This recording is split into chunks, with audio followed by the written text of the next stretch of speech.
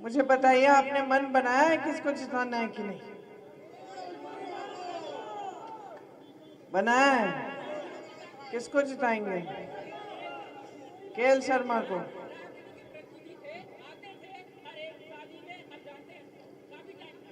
हर एक शादी में आते थे, काफी समय से जानते हैं। जी जी जी।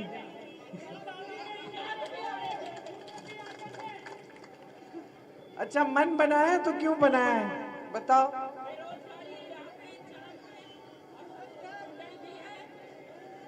ये देखो,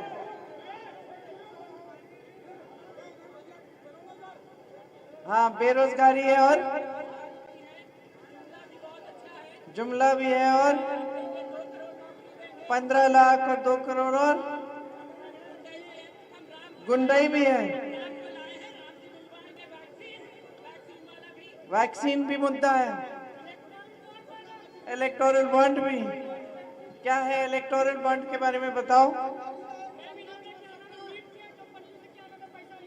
अच्छा, चंदा चोर सरकार है।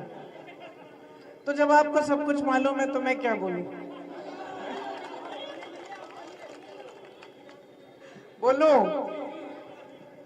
देखो, ये अमेठी क्षेत्र है और पास में रायबरेली क्षेत्र है। हाँ, जिताना, खूब लाख वोटों से जिताना। देखो, ये जो आपके क्षेत्र है ना, इन क्षेत्रों ने हमेशा देश को राजनीतिक दिशा दिखाई है। 100 साल पहले, 103 साल पहले 103 साल पहले से जब किसान आंदोलन हुआ रायबरेली में, उस समय अमेठी जनपद नहीं होता था। अमेठी आधी रायबरेली में होती थी, आधी सुल्तानपुर में। तो 103 साल पहले अंग्रेजी साम्राज्य के खिलाफ एक बड़ा आंदोलन हुआ। वहां पे एक पासी नेता थे, मदारी पासी, बाहर से आए थे लेकिन आंदोलन वहां कराया। किसानों का आंदोलन किया अंग्रेजों के खिलाफ। और जब उस आंदोलन के बारे में मोतीलाल नेहरू ने सुना तो मोतीलाल नेहरू जी ने कहा जवाहरलाल नेहरू जी को कि जाके देखो क्या हो रहा है, उस आंदोलन में शामिल हो। तो यहाँ की जनता की जागरूकता थी, आपकी ऐतिहासिक जागरूकता है, यहाँ की जागरूकता थी जिसने मेरे परिवार के सदस्यों को खींच के आपके इलाके में लाए। तो आप लाए हैं हमें यहाँ पे। तो शुरुआत जो इस रिश्ते का हुआ वो बहुत पीढ़ियों पहले हुआ। 100 साल पुरानी कहानी है ये। आप कह सकते हैं कि सेवा के 100 साल हो गए हैं। बताओ। बिल्कुल सही। तो तब से ये सेवा का सिलसिला शुरू हुआ है। लेकिन मैं क्यों कह रही हूँ कि यहाँ जागरूकता बहुत है। यहाँ इस इलाके में रायबरेली क्षेत्र में जब इंदिरा गांधी की नीति आपको पसंद नहीं आई तो इंदिरा गांधी प्रधानमंत्री थी, आपने हरा दिया। आपने उनको भी राजनीतिक दिशा दिखाई। उन्होंने आत्मचिंतन की कि क्या गलती हो गई है मेरे से, और फिर 3 साल बाद जब आई तो फिर से रायबरेली में जीती। तो ये वो क्षेत्र है जहाँ ऐतिहासिक जागरूकता है, जहाँ हमेशा आप लोकतंत्र के लिए लड़े हैं, हमेशा अपने देश को और दुनिया को राजनीतिक दिशा दिखाई है। और यहाँ जो राजनीति चली है बाहर के लोगों को समझ में नहीं आती। वो सोचते हैं कि परिवारवाद है, लोगों को कुछ समझ नहीं है इसलिए बार बार इस परिवार को आगे करते रहते हैं। ये गलत फहमी है। यहाँ के लोगों को की जितनी समझ है वहाँ मैं दावे के साथ कह सकती हूँ कि शायद ही पूरी दुनिया में हो। क्योंकि यहाँ की जो राजनीति चली है वो हमेशा एक जवाबदेही की राजनीति चली है, हमेशा एक जनता और नेता के बीच में श्रद्धा की राजनीति चली है, सम्मान की राजनीति चली है। यहाँ पीढ़ियों से कोई ऐसा नेता नहीं आया जिसने आपका सम्मान नहीं किया। राजीव गांधी प्रधानमंत्री थे, झुककर आपके घरों में आते थे, खुद गाड़ी चलाकर आते थे, डांट देते थे आप कि खड़ंजा नहीं लगाया ठीक से है, खंबा लगा दिया, मुझे याद है ये शिकायत, खंबा लगा दिया है, बिजली की तार नहीं लगी, बिजली नहीं आती, 2 महीने हो गए लगाओ। महिलाएं कहती थी कि प्यार ले लो हमारा, हम प्यार करेंगे लेकिन वोट नहीं देंगे जब तक हमारा काम नहीं होगा। जागरूकता थी। आपने जिस राजनीति की नींव यहाँ डाली, 100 साल पुरानी लोकतंत्र की जागरूकता की नींव डाली, तब से लड़ते चले आ रहे हो अपने लिए। और जो राजनीति यहाँ से उभरी, पूरी देश ने देखा, पूरी देश ने देखा, पूरे देश ने देखा कि यहाँ पे कितना विकास हुआ जब राजीव जी आपके सांसद थे। आप अमेठी के होते थे, कहीं भी चले जाते थे देश में और कह देते अमेठी के हैं, आपका काम हो जाता था। तुम तो खुद ही नेता हो, हैं? तुम्हें यहाँ मंच पे खड़े होना चाहिए, वहां क्या कर रहे हो तुम भीड़ में? अच्छा अच्छा अच्छा, तो ये बात है कि यहाँ जो काम हुआ था, उस काम के बल पर आपने समर्थन दिया और आपने बार बार देखा कि मेरे परिवार के सदस्यों ने आपके लिए काम किया, आपकी जागरूकता बढ़ाई, उसको कमजोर करने की कोशिश कभी नहीं हुई। किसी ने सवाल उठाया, किसी ने शिकायत कर ली, कोई लड़ पड़ा तो उसको रोका नहीं गया, हमेशा उसका बढ़ावा किया कि हाँ भाई बताओ क्या बात है, क्या समस्या है, उसको हम हल करते हैं, ठीक कह रहे हो, ये काम होना चाहिए था। ये वाली राजनीति यहाँ से उभरी। फिर क्या हुआ पिछले चुनाव में, उससे पहले वैसे, जब भाजपा की राजनीति देश में हावी हुई तो हमने एक नई चीज देखी कि ये सेवा, श्रद्धा, ये बातें तो निकल ही गई, सिर्फ सत्ता ही सत्ता, सत्ता कैसे हासिल करें और उस सत्ता को कैसे रखें। चाहे हम एक धर्म को दूसरे धर्म से लड़ा दें, कि जनता के मन में, दिमाग में शक फैला दें, कि भय फैला दें कि भाई तुम्हारा जो धर्म है वो संकट में है, तुम्हारे धर्म पर आक्रमण है, उसके धर्म के आधार पर वोट डालो। और फिजूल की इधर उधर की बातें भी की गई, बहुत सारे झूठ फैलाए गए। आपको मालूम है कि हमारे ही, आपके ही क्षेत्र में कितने झूठ फैलाए गए हमारे परिवार के बारे में। हमने महिलाओं के लिए परियोजना शुरू की, इन्होंने कह दिया कि हम जमीन छीनने के लिए आए हैं। हाँ, भैंस तो आज बोल रहे हैं, कभी जमीन चोरी, कभी कुछ और, कभी भैंस की चोरी। दवा खत्म हो गई, नहीं चल रही, समझ गई जनता। अच्छा, सबको वैक्सीन लग गई, तो देखो दवा खत्म हो रही है, सही कह रहे हो। और उसी पे मैं पहुंच रही थी, उसी बात पे, बीच में ही तुमने कह दी। यही है तुम्हारी जागरूकता, आपकी जागरूकता। सब कुछ जानते हैं कि क्या हुआ, इतने झूठ फैलाए गए, फिर आपकी जागरूकता पर आक्रमण। आप ये टीवी देखते हैं, टीवी चलाते हैं, आपको कुछ और दिख रहा है, बड़े बड़े सपने दिख रहे हैं, आपको दिख रहा है कि देश बहुत आगे बढ़ गया है, सबकी तरक्की हो गई है, सब खुशहाल हो गए हैं।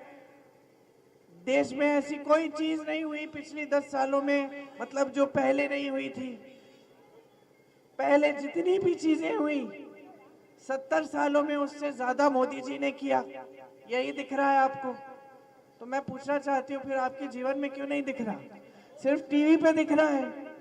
महंगाई बढ़ रही है, बेरोजगारी बढ़ रही है, खेती से कुछ कमा नहीं पा रहे हो। किसी ने बोला चुप होने के लिए, है? उनकी बात क्यों सुन रहे हो? 16 लाख करोड़ रुपए मोदी जी ने बड़े बड़े खरबपतियों के माफ कर दिए। किसी एक किसान का 1 रुपया माफ नहीं किया। आज देश में परिस्थितियां ये हैं कि आपकी बेरोजगारी चरम पे है। 45 सालों में इतनी बेरोजगारी नहीं रही जितनी आज है। 70 करोड़ नौजवान बेरोजगार हैं, कोई पूछने वाला नहीं है। 30 लाख सरकारी पद खाली पड़े हैं, मोदी जी ने 10 सालों से भरे नहीं हैं। मोदी जी बहुत व्यस्त हैं, बड़े बड़े हवाई जहाज खरीद लिए हैं अपने लिए, कितने के बताओ? हाँ, ये नहीं पता, मुझे पता है। 16,000 करोड़ के 2 हवाई जहाज खरीदे हैं। कब खरीदे? जब देश के गन्ने के किसानों का बकाया 15,000 करोड़ था। हम लोग चीख रहे थे, चिल्ला रहे थे और सभा में कह रहे थे गन्ने का बकाया करो, पूरा करो।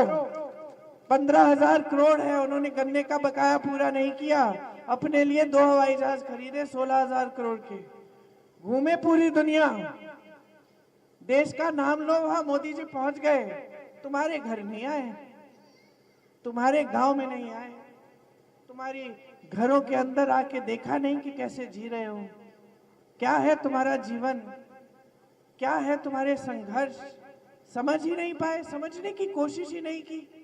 खुद सांसद है वाराणसी के, वहां पूछिए कभी गए किसी गांव में?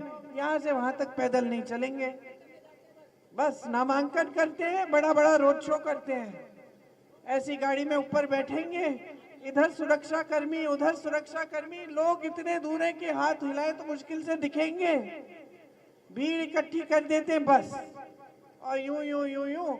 कुर्ता इतना साफ है, एक दाग नहीं है उसमें, एक फूल का दाग भी नहीं है। 10 लाख वाला है वो, तो आप जानते हैं, मुझे नहीं मालूम कितने लाखों का है। लेकिन बात यह है कि आपके बीच में नहीं आते। 10 साल हो गए हैं, पूरी दुनिया आपको बताती है, टीवी वाले आपको बताते हैं कि ऐसा नेता तो देश ने कभी देखा नहीं। अरे वाह मोदी जी, क्या नहीं करते हैं।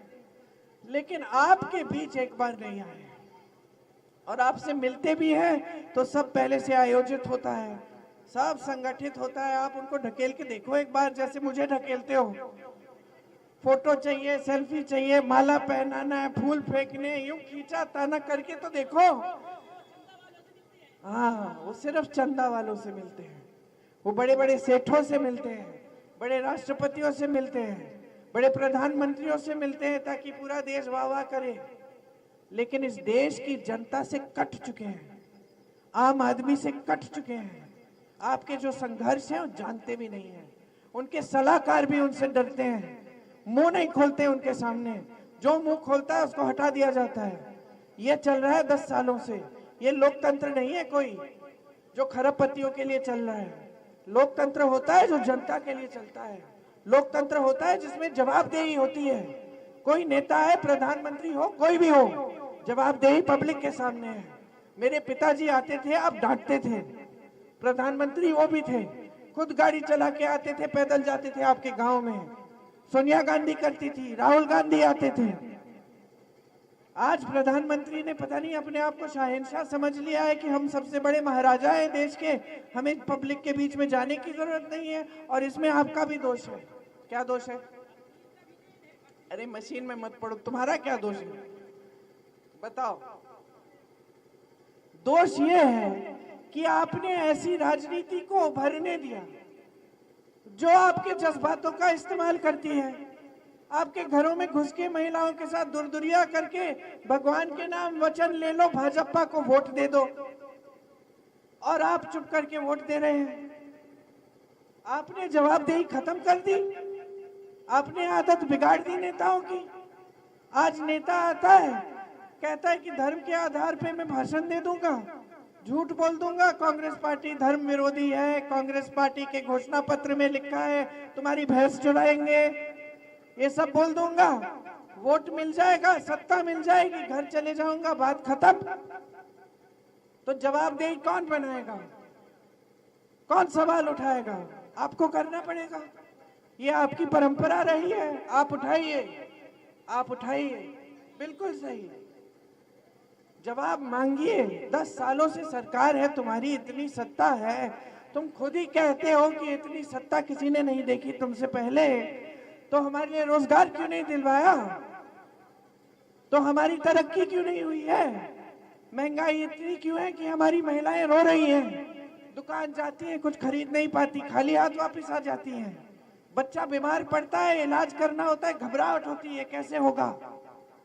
शिक्षा करनी पड़ती है, बच्चों को सिखाना है, पाठशाला में भेजना है, फीस नहीं भर पा रहे हो, खेती किसानी कर रहे हो, रात को आवारा पशु का सामना कर रहे हो, मचान लगाए हुए हो, खेती में पहली बार जिंदगी में मैंने देखे हैं पिछले 5 सालों से मचान लगे हुए हैं नीलगाय को भगाने के लिए। सरकार कुछ नहीं कर रही है।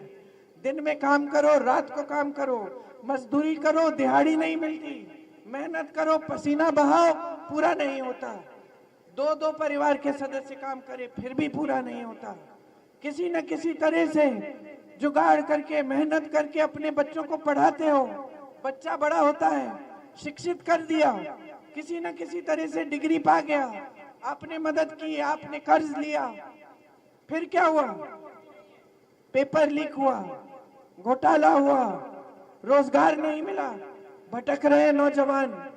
2 साल बीते, 3 साल बीते, उम्र निकल गई, जवानी निकल गई, फिर भी रोजगार नहीं है। ये है आपकी सरकार आज, ये है भाजपा की सक्षम सरकार, ये है सबका साथ सबका विकास, ये है विकसित भारत जिसके सपने दिखा रहे हैं आपको कि भैया आज कुछ नहीं देंगे, 5 किलो का राशन पकड़ लो, 2047 में हो जाओगे विकसित।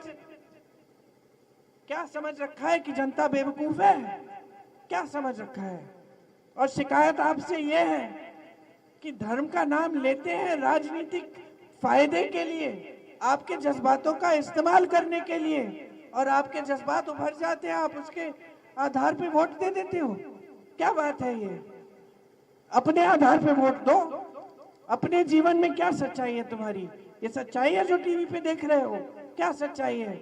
सुबह उठते हो, नौकरी ढूंढने निकलते हो, नौकरी मिलती नहीं है, ये सच्चाई है। सच्चाई ये है कि पैसे पूरे हो ही नहीं रहे हैं। सच्चाई ये है कि जीएसटी दे दे के आज किसान मर रहा है। सच्चाई ये है कि उत्तर प्रदेश में ऐसे किसान हैं जो खाद्य वितरण की कतार में खड़े खड़े मर गए हैं। मैं गई हूं उनके घर। सच्चाई ये है कि ऐसे किसान हैं जिनको 1 लाख रुपए का कर्ज लिया अपनी बेटी की शादी के लिए, कर्ज चुका नहीं पाए, आत्महत्या कर दी शर्म के मारे। मैं गई हूं उनके घर, मोदी जी नहीं गए हैं। ये सच्चाई है तुम्हारी। सच्चाई ये है, ये सच्चाई है, सच्चाई ये है कि ऐसे तमाम नौजवान यहाँ हैं जिनके साल बीत गए, रोजगार नहीं मिला। मैं मिली हूं ऐसे नौजवानों से जिन्होंने एक पेपर नहीं 2-2, 3-3 दिए, सोचा कि चलो इस बार हो जाएगा, पेपर लीक हुआ, अगली बार हो जाएगा, फिर से हुआ पेपर, फिर घोटाला हुआ, फिर नियुक्ति की लिस्ट निकली, उसमें नाम भी था, फिर भी नौकरी नहीं मिली। 26-27 साल के हो गए, सारा जीवन निकल गया, शादी नहीं हो पाई, और बेचारे अभी तक तय नहीं कर सकते कि जो 5-6 साल हमने गवा दिए इसमें, इसके लिए रुके हुए थे, क्या हम और 6 महीने रुक जाएं कि फिर छोड़ दें उम्मीद, सारी आशाएं, और जाके हम कहीं दिहाड़ी पे नौकरी करें? ये है सच्चाई। सच्चाई ये है कि यहाँ के गांव में 3 बजे रात को, 4 बजे रात को बच्चे दौड़ लगा रहे हैं, प्रशिक्षण कर रहे हैं, हम सेना में भर्ती होंगे, हम देश के लिए अपना जीवन देंगे, और आप अग्निवीर लाते हैं। 4 साल की नौकरी करो, घर जाओ, वापस बेरोजगार हो जाओ, फिर से जाओ, फिर से नई नौकरी ढूंढो। सच्चाई ये है कि एक जमाने में सरकारी नौकरी मांगते थे आपको ताकि आपको पुराना पेंशन मिले, ताकि आप जीवन भर सुरक्षित रहें, और आज जितनी बड़ी कंपनियां हैं सब बड़े बड़े खरबपतियों को सौंप दी, देश का कोयला दे दिया, देश की बिजली दे दी, देश के बंदरगाह दे दिए, देश के हवाई अड्डे दे दिए, सारे सड़कों के ठेके दे दिए, सब कुछ दे दिया। उनसे मिलते रहते हैं, उनसे चंदा लेते रहते हैं। पुल बना, गुजरात में पुल बना, गिर गया, उससे चंदा लिया। कोविड की वैक्सीन लिया, सब हाथ उठाओ, दिखाओ कौन कौन लिए। हम भी लिए, 2-2 लिए।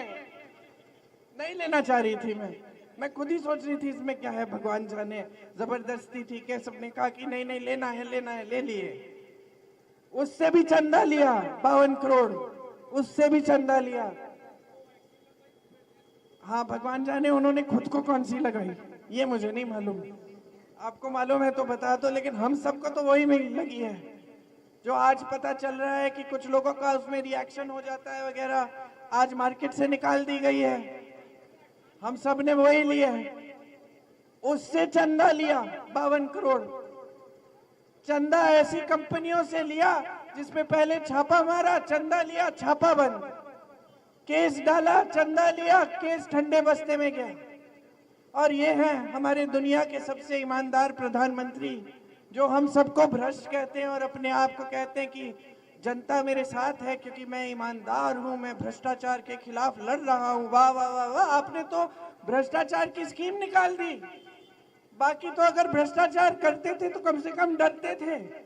तुम तो भ्रष्टाचार कर रहे हो, पूरा स्कीम निकाल दिया इलेक्टोरल बॉन्ड कि जो भी चंदा देगा उसका नाम गुप्त होगा। स्कीम निकाली आपने। सुप्रीम कोर्ट ने बोला है इसको सार्वजनिक करो, सूची निकालो, सबको मालूम होना चाहिए कहां से चंदा आया। फिर वही मोदी जी कहने लगे देखो पहली बार देश में पारदर्शी सूची है, पहली बार देश में दिख रहा है कि किसने किसको चंदा दिया। अरे भाई आपने थोड़ी बनाई पारदर्शी, आपको तो जबरदस्ती न्यायाधीशों ने करवाया आपसे पारदर्शी। अब कह रहे हो कि मैंने देखो मैं कितना ईमानदार हूं। तो बेवकूफ तो नहीं हो ना आप, समझदार हो, अमेठी की जनता हो, जागरूक हो। तुम्हारी सांसद यहाँ क्यों आई बताओ? 5 साल पहले 10 साल पहले आई थी ना। 13 रुपए किलो चीनी बेचने आई थी, लेकिन मकसद क्या था? मकसद क्या था? मकसद ये था कि यहाँ की अमेठी की जनता है उसके लिए मुझे काम करना है, सेवा करनी है, ये मकसद था। मकसद था राहुल गांधी के सामने चुनाव लड़ना है, हराना है, यही मकसद था ना। तो जब किसी का मकसद ही ये है तो आपका विकास कैसे करेंगी? वो आपकी सेवा करने तो नहीं आई, उनके दिल में आपके लिए श्रद्धा है, आपके लिए कुछ सम्मान है, आदर है, इसलिए तो नहीं आई। वो तो राजनीति की वजह से आई कि लड़ना है, हराना है, इसलिए आई। फंस गई यहां। इस बार जमानत जब्त कर दो। देखो सीधी सी बात है, कोई लंबी बात नहीं है। आप सब जागरूक हो, सब कुछ खुद जानते हो, मुझे ही सुना रहे हो। सीधी सी बात है, इस देश में लोकतंत्र है। लोकतंत्र मतलब जनता का राज, जनता सर्वोपरि है। इसका मतलब है जो सरकार आती है, जो प्रधानमंत्री आता है, वो आपके लिए काम करता है। वो एक तरह से आपका सेवक है, आपका नौकर है। अब जितना भी बड़ा हो जाए, जितना भी अहंकारी हो जाए, जितनी भी इनके जहाज हो करोड़ों के, जितनी भी गाड़ियां हो, महल हो, कुछ भी हो, देने वाले आप हो, देने वाले आप हो। और इसका मतलब है कि आपके प्रति जवाबदेही है। तो सीधी बात यह है, चुनाव में जो भी नेता आता है, चाहे मैं हूं चाहे कोई और हो, उससे जवाबदेही मांगो कि आप ना मुझे ये फिजूल की बातें मत बताओ कि कौन मेरी भैंस चुलाएगा, कौन एक्सरे लाके मेरे घर में घुसेगा, ये सब नहीं। आप मुझे बताओ कि 10 सालों से आप सत्ता में हैं, आपने कितने रोजगार दिए, आपने कितने अस्पताल खोले, कितनी संस्थाएं खोली, कितने विश्वविद्यालय खोले, कितनी सुविधाएं दी, क्या किया आपने और आगे क्या करने जा रहे हो? ठीक है, अब कांग्रेस पार्टी कह रही है कि देखो जहां जहां हमारी सरकारें हैं, जिस प्रदेश में आज भी कांग्रेस की सरकार है, वहां हम कुछ गारंटी लाए। गारंटी क्या थी वहां? कर्नाटका में हमने कहा, हाँ चल तुम बोलो। देखो तेलंगाना में 500 रुपए में सिलेंडर मिल रहा है, और कर्नाटका में जहां हमारी सरकार है वहां सारी महिलाएं मुफ्त में बस की यात्रा करती हैं। और जो गरीब परिवार है उसमें जो सबसे बड़ी महिला है उसके खाते में 2000 रुपए हर महीने जा रहे हैं और 200 यूनिट बिजली की फ्री मिल रही है। प्रमाण है, आज के दिन हो रहा है। आज के दिन कांग्रेस के प्रदेशों में पुराना पेंशन मिल रहा है। आज के दिन तेलंगाना में महिलाओं के खातों में पैसे आ रहे हैं। छत्तीसगढ़ में यह आवारा पशु की जो समस्या है, इसको सुलझाया हमारी सरकार ने। अच्छे अच्छे गौशालाएं बनाई, गोबर खरीदा, गोबर खरीद के गोबर गैस बना के आपके गांव में भेजा। गोबर जिस दिन खरीदने लगे, लोग आवारा पशु का देखभाल करने लग गए क्योंकि पैसे मिल रहे थे, आमदनी बढ़ रही थी। गौशालाएं इतनी अच्छी बनाई कि महिलाओं को रोजगार मिल रहा था। 50-60 हजार रुपए मिल रहे थे रोजगार के महिलाओं को।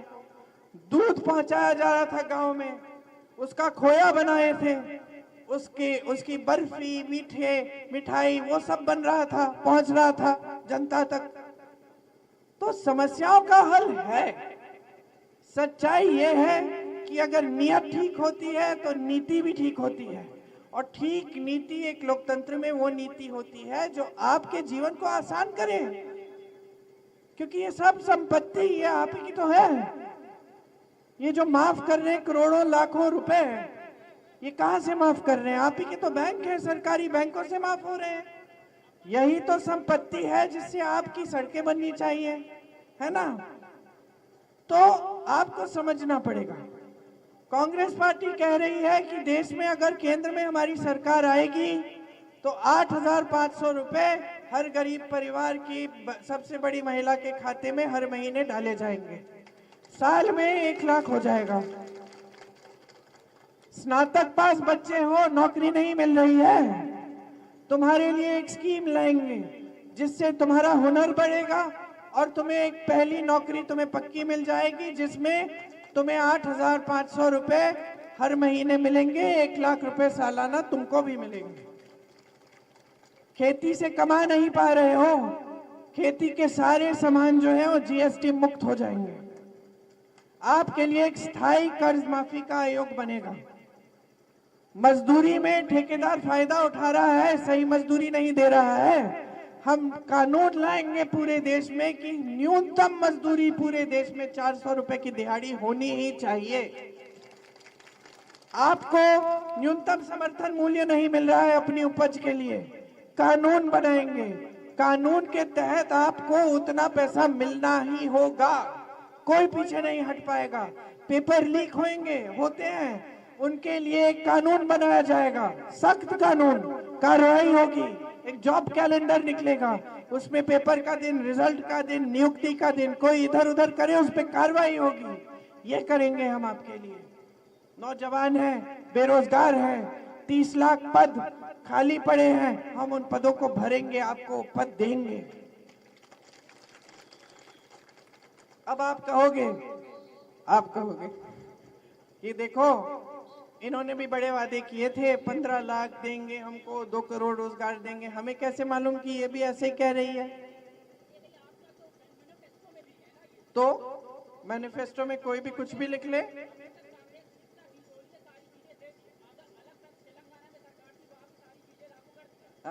ये है प्रमाण कि जहां हमारी प्रदेश सरकारें हैं, जो हमने कहा वो हम कर रहे हैं। जानकारी लो, खुद पता करो। कोई रिश्तेदार है जो पलायन करके गया है, वहां काम कर रहा है, कोई दोस्त है, कोई जानकार है, पता करो कि ये सच्चाई है कि नहीं। जब पता चलेगा कि हाँ ये सच्चाई है तो किशोरीलाल शर्मा को वोट दे दो। यहाँ बटन दबेगा, दिल्ली हिलेगी। क्यों? क्योंकि यहाँ से संदेश जाएगा पूरे देश में, पूरी दुनिया में कि बहुत हो गया है मोदी जी, आपकी राजनीति अब हमें पच नहीं रही है। बहुत हो गया है, बहुत झूठ हो गए हैं, नाटक हो गया है, नौटंकी हो गई है। अब हम चाहते हैं ऐसी राजनीति जो हमने अपने इलाके में देखी है। सच्चाई की राजनीति, सेवा की राजनीति, सत्य की राजनीति, समर्पण की राजनीति, जिसकी नींव हमने डाली है। अमेठी की जनता हो, गर्व होना चाहिए अपने आप पे कि हमेशा जागरूक रहे हो। एक आध गलती कर देते हो बीच में, भाई को खामखा हरा दिया, जिता देते, काम हो जाता है यहाँ है। अच्छा चलो, अब मौका है, संदेश भेजो पूरी दुनिया में कि आपको सही राजनीति चाहिए अपनी देश में, अपने क्षेत्र में। विकास की राजनीति, वो वाली झूठों की राजनीति नहीं जो 2047 में आपको विकसित करेगी। विकास चाहिए अभी, आपको नौकरी चाहिए, आपको अपने पैरों पे खड़ा होना है, महिलाओं को अपने पैरों पे खड़ा करना है। आप चाहते हैं कि ये बच्चे आपके, जो नई पीढ़ी है इस देश के, इनका भविष्य मजबूत बने। तो ये सब बहुत लंबी लंबी बातें हैं, आधी तो तुम्ही ने कर ली, लेकिन अच्छा है इसका मतलब है सब समझते हैं हम, और सब समझते हैं, और देश को दिखाओ कि क्या जागरूकता क्या होती है, लोकतंत्र क्या होता है। बहुत हो गया है, बहुत सह लिया है, अब खत्म करो ये सिलसिला, देश की राजनीति को पटरी पे लाओ, सही दिशा दिखाओ और इनको भारी से भारी बहुमत से जिताओ।